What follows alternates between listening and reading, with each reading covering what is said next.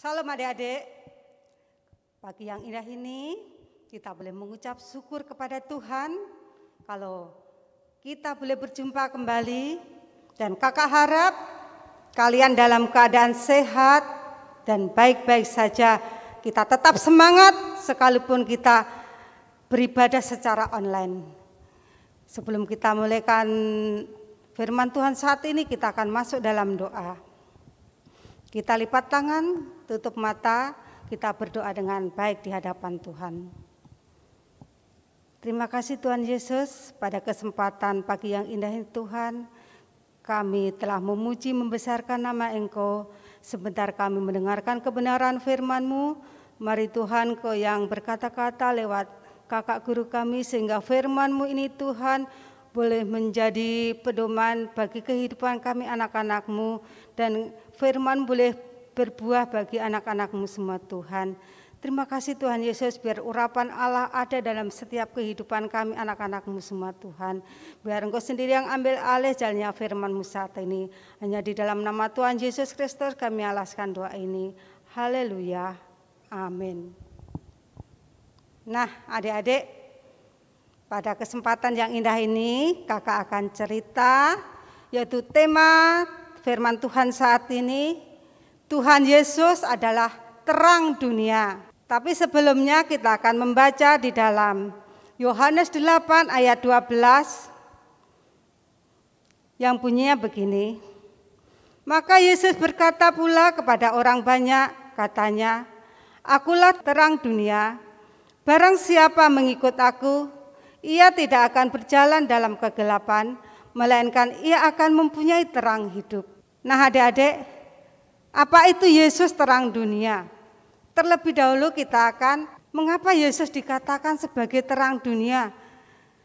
Coba adik-adik perhatikan ketika di malam hari, ketika kalian sedang belajar, kalian sedang membaca buku, atau ketika adik-adik semua sedang melakukan kegiatan apapun di dalam rumah, tiba-tiba lampu itu menjadi mati. Maka gelaplah ruangan tersebut sehingga kalian tidak bisa melakukan kegiatan apapun. Kita mau pergi ke sana, takut kita nabrak tembok ya adik-adik. Kita pergi ke sana, nanti kita nabrak bangku lagi. Nah, itulah keadaan kegelapan. Kalau lampu yang ada di ruangan itu hidup kembali, maka kita bisa melihat lagi. Dan adik-adik dapat melanjutkan aktivitas adik-adik. Ketika adik-adik belajar, adik-adik bisa belajar kembali. Ketika adik-adik membaca, bisa membaca kembali. Apapun kegiatan yang kita lakukan, kalau ada lampu yang terang, kita bisa melakukan dengan senang hati adik-adik. Tetapi yang dimaksud kegelapan atau terang dan gelap di sini, bukan gelap di malam hari atau terang di siang hari. Kalau gelap di malam hari kita bisa di dalam ruangan kita bisa diterangi oleh lampu. Tetapi ketika siang hari kita diterangi oleh matahari.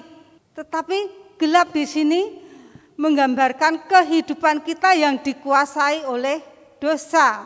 D-O-S-A ya. Itu yang dimaksud di sini adik-adik. Terkadang kita tidak sengaja ya, keluar dari mulut kita itu kata-kata yang kurang baik adik-adik. Ketika seringkali kita mengucapkan bohong, mengucapkan yang omongan yang kotor, yang tidak enak didengar oleh telinga. Ya, mungkin ada yang suka mencuri, atau ada yang suka berani kepada orang tuanya, melawan orang tuanya. Nah, itu tidak disukai oleh Tuhan. Apakah ini semua ada di dalam firman Tuhan? Ada di dalam Efesus 4 ayat 29 adik-adik. Janganlah ada perkataan kotor keluar dari mulutmu, tetapi pakailah perkataan baik untuk membangun di mana perlu, supaya mereka yang mendengarnya beroleh kasih karunia. Biarlah melalui mulut kita, kalau kita mengeluarkan kata-kata kotor, itu tidak akan memberkati bagi orang-orang yang ada di sekeliling kita. Tetapi kalau dari mulut kita ini, keluar perkataan yang baik, keluar perkataan yang membangun, maka akan menjadi berkat bagi orang-orang yang ada di sekeliling kita. Begitu pula di dalam Amsal 1 ayat 8 mengatakan, "Hei anakku, dengarkanlah didikan ayahmu dan jangan menyia-nyiakan ajaran ibumu." Di sini ketika kalian memberontak kepada orang tua, kalian membangkang kepada orang tua, tidak mendengar apa yang dinasihatkan orang tua, ini merupakan dosa, kegelapan yang menguasai kehidupan kita. Ini yang perlu diterangi. Ya. Lalu siapa yang akan menerangi kita? Yang menerangi kita adalah Tuhan Yesus. Ya. Biarkan kehidupan kita, hati kita diterangi oleh Tuhan Yesus yang menjadi terang dunia. Kalau kita menyediakan kehidupan kita, menyediakan hati kita diterangi oleh Tuhan Yesus, maka kehidupan kita akan menjadi berkat. Kita akan menjadi lilin di tengah kegelapan di mana kehidupan kita berada. Adik-adik, sebagai anak-anak terang, ya, bagaimana kita hidup supaya hidup kita ini menjadi anak-anak terang. Satu, adik-adik, kita harus menerima Yesus sebagai Tuhan dan Juru Selamat di dalam kehidupan kita. Kalau kita telah menerima Yesus sebagai Tuhan dan Juru Selamat dalam hidup kita, maka kehidupan kita telah diterangi Tuhan, dan terang itu ada dalam hati kita, dalam kehidupan kita, sehingga setiap langkah kehidupan kita itu Tuhan selalu menerangi dan kita tidak akan tersesat di dalam kegelapan. Dan langkah selanjutnya yaitu langkah yang kedua, kita harus rajin membaca Alkitab, adik-adik, karena di dalam Alkitab ini, di dalam firman Tuhan ini merupakan kekuatan yang memimpin kehidupan kita sebagai langkah kita agar hidup kita mendapat terang yang daripada Tuhan. Kita bisa membedakan apa yang baik, apa yang jahat, ya. Apa yang tidak bisa kita lakukan dan apa yang bisa kita lakukan melalui kebenaran firman Tuhan. Adik-adik, ketika firman Tuhan, kalau kita rajin membaca, kita selalu dekat kepada Tuhan. Karena dengan membaca dan dengan mendengar kebenaran firman Tuhan, itu ada yang mengendalikan kehidupan kita. Sehingga Allah itu, terang itu ada dalam kehidupan kita dan hati kita. Sehingga kita melangkah tidak dengan kesalahan yang telah kita perbuat, suka berbohong, suka ngomong yang jelek-jelek, suka mencuri, suka melawan orang tua, atau suka memberontak kepada orang tua. Tetapi melalui kebenaran firman Tuhan saat ini mengingatkan kehidupan kita agar adik-adik semua, kita semua yang ada boleh diingatkan agar kita mendapat terang yang daripada Tuhan. Kita jangan mengucapkan hal-hal yang jelek.